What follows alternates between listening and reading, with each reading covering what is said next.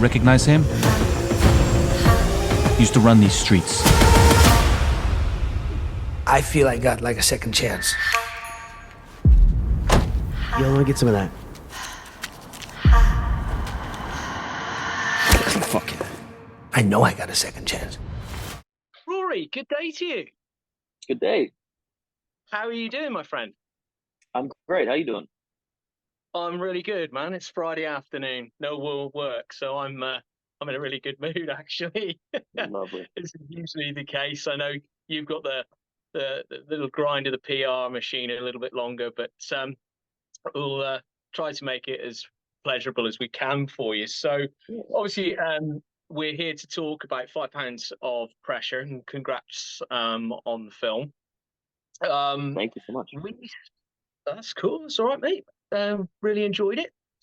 So we spoke with your director, Phil Alocco, and during the course of that chat with my colleague, we established that he actually grew up in Brooklyn, and some of the people that he knew and kind of the experiences that he had helped to inform him when it came to writing the script.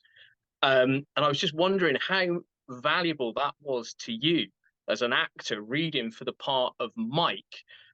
How much flesh was there on the bones of your character? Was he fully formed, or were there little sort of things that you needed to add to him?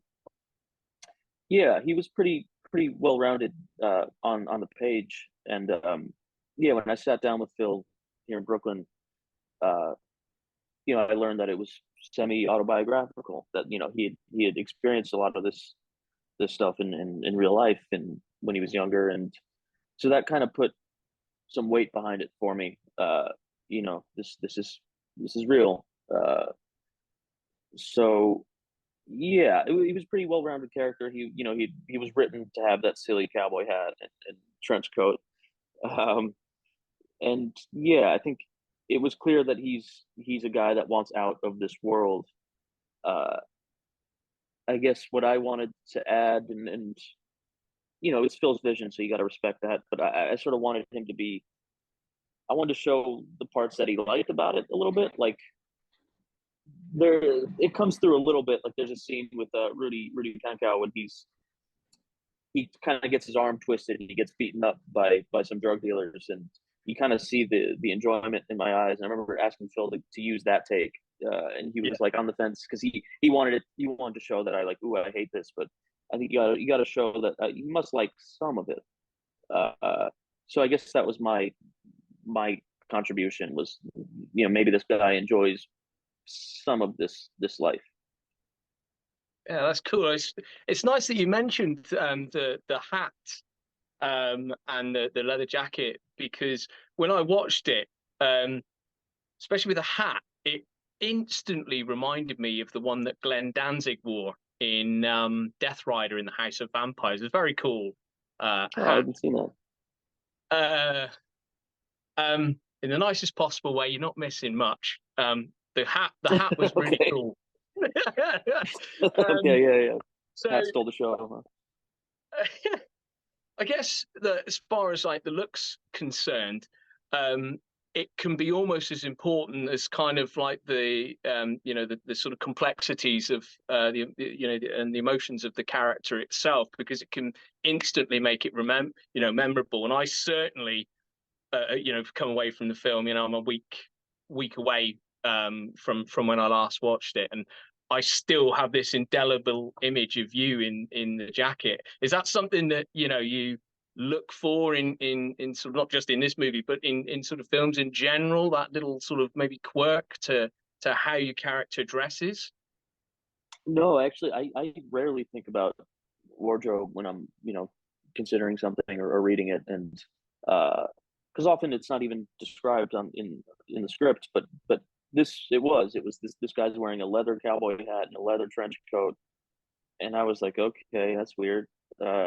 And then when I spoke to Phil about it, he was explaining that he wasn't married to the idea. He was open to if you have another thing that's kind of flashy. He just wanted to make it clear that this guy sticks out like a sore thumb when he shouldn't. This is a guy that should be blending into his surroundings when he's dealing with large amounts of drugs. he shouldn't be sticking out. And I think you see a guy with long hair and a leather cowboy hat, you kind of just want to kick his ass. Uh, or the cops want to just mess with this guy. So it was just he's kind of just asking for it. He doesn't realize it. Like he thinks this is cool, but yeah. So I thought that was kind of interesting that Mike just makes bad decision after bad decision, and that's clear with what he's wearing. Even before you see him, before you met him, you're like, oh, this guy made a bad decision this morning. This guy put on a cowboy hat. So it was just from the start. This guy is just blowing it, and I love that. Yeah, I must admit, I got a kick out of seeing the outfit, but I was like, wow, he is not blending in right now. Yeah, it's So, humiliating. Yeah, it's great. and I just wanted to talk a little bit about Alex Pettifer's role as your Uncle Lef. Now, it was really interesting when I spoke to him because he didn't see Lef as a particularly bad guy. He thought he was, he had other qualities, which obviously, he would have done. But like from a viewer's perspective, the general consensus was, from a lot of us interviewers that he was this bad guy. We see him as a drug dealer. We see him, speaking really, poorly to Mike. He's asking Mike to risk his life for, I think it's one scene where he's making a drug run for like a couple of $100, but you're getting to live with me for free. How did you see, the character of Lef? Did you see that duality to him as Alex did? No, no, because it's Alex's job to sort of justify Lef's actions in his own mind. But for me, it's my job to do that with Mike. And for me, Lef was just an asshole. Was just an asshole who doesn't get it, because that's often how people think of family members or coworkers. They don't think about all the dimensions of him. When you're with your coworker, you don't really think about what they were thinking about when they brushed their teeth this morning. You think about what you thought about when you brushed your teeth this morning.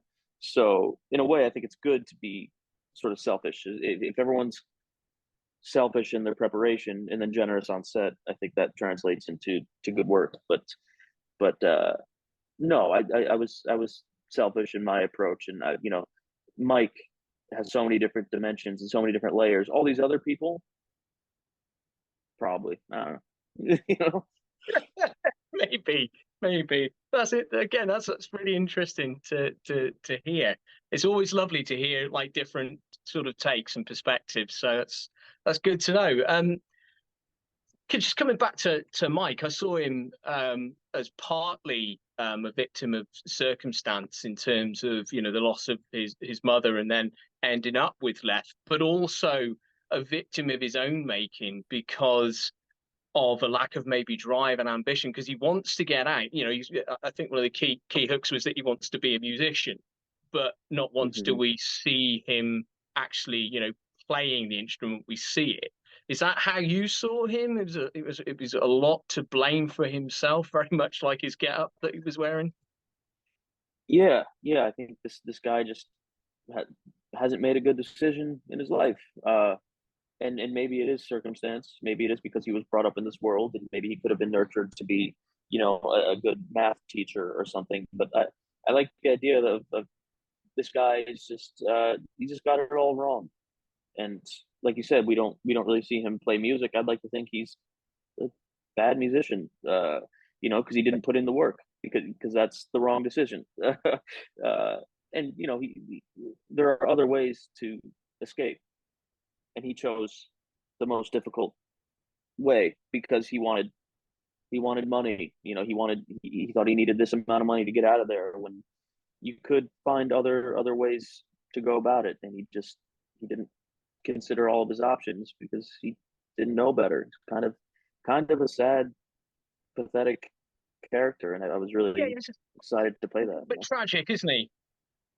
Yeah, absolutely. Yeah, I mean, he's a clown who just gets dragged through the mud the whole time. He just gets abused, verbally and physically, and yeah, it's it's he's a poor thing. You know, when I first got the set and I put on the wardrobe, I looked in the mirror. I just thought, you poor thing, you you're screwed. Uh, Here we go. You know, it's like no, it's fun. Um, while we're just mentioning the music side of things, um, I read when you did Lords of Chaos that you kind of took lessons and to obviously look look the part in that movie. I just was curious. Do you still play? Have you carried that on, or is that something you've left behind? Yeah, I try. I got the guitar here from Lords of Chaos still. Yeah, I try to play, you know, bits of Freezing Moon and certain songs. I kind of they they're starting to fade, but certain moments of it will be burned in my brain. You know, Death Crush is kind of simple to play. So yeah, they weren't the most complicated musicians, Mayhem. So luckily, some of those strings are pretty easy to hold on to. Yeah, I still noodle. That's cool, cool. Yeah. Um, Also related to Lords of Chaos, I'd seen that Alex had come on board with £5 Pressure as one of the exec producers, and I know that you were one of the co-producers for Lords of Chaos, and I think it was one other feature. Is that something that you particularly enjoyed doing? Is that something that we can expect to see more from you in the future as well? Yeah, I like producing. It sort of, you know, just gives you uh, another hand in the project. But more, I would like to sort of get into directing. I think that would be it's a little more hands on. You know, producing you're kind of a consultant, and I would like to kind of steer the ship one of these days. Yeah, I think you've got a good old IMDb has listed you as you've got one directing credit. Is that right? What did I do, like a music video or something? Yeah, I don't know. I'd like to do a feature pretty soon, so I'm just kind of gearing up to do something like that. Yeah. Is there any particular genre that you have a love for that you'd maybe like to dip your toe in the water first? You mean as far as acting, As directing goes.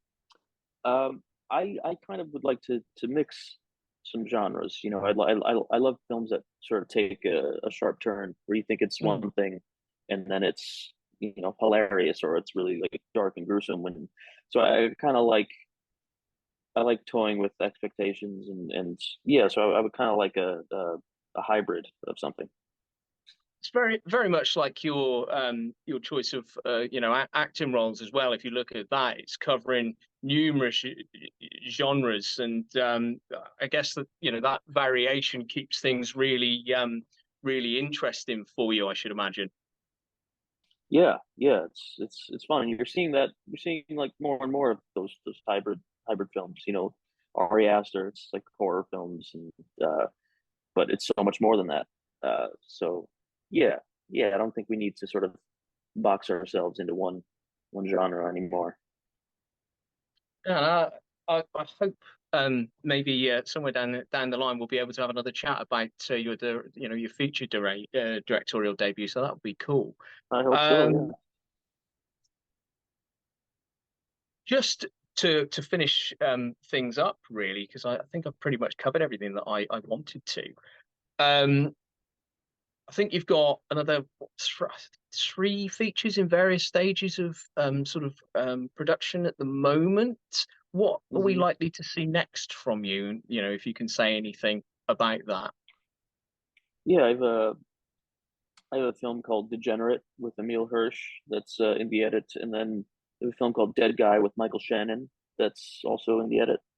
Uh, and then yeah, I did a strange project with someone named Ben Sinclair last summer. It was sort of without a script, but we filmed for 2 weeks, and that's still very much a rough cut. So yeah, I got a couple of things down the line, and then you know we're coming off of a strike now, so things are just starting to pick back up. So yeah, hopefully some more interesting projects this year. Just touching a little bit on what you've said there about that feature that was improv. Did you have much room for improv on £5, or was it pretty much as written? Yeah, I mean it's pretty much as written. There's it was all on the page. We just had to not blow it. But yeah, there are little things in there. Like we talked about. I thought Mike was probably a bad musician. There's a scene where I'm talking about how Austin's the place, and I think I threw in like you don't even have to be talented. They still like it. There's things like that. It's just little character building things. Or when I asked Left to give me a gun for the run I'm about to do, like give me one of them handsome guns, because in between takes, uh, Alex was sort of like looking at one of the props, one of the guns. And I said, "Ooh, that's a handsome gun." He's like, "Handsome gun, that's cool." So when they called action, I'm like, "Give me one of them handsome guns," and Phil loved it. So yeah, just like little things, but totally not pivotal. Just little fun things that are cool. And Phil was so open to any suggestion. And what's great about Phil is that it's whatever works. It doesn't have to be his idea. Sometimes you come across people like that where they need to take control of everything, and Phil sort of open to anyone's idea as long as it was the most interesting, which is part of the appeal for me. Brilliant. Well, I think that's me pretty much wrapped, Rory. So thank you so much for sparing us some of your time. Good luck with the film and for the future projects, and hopefully we can have a chat again in the future about your, as I say, your directorial debut.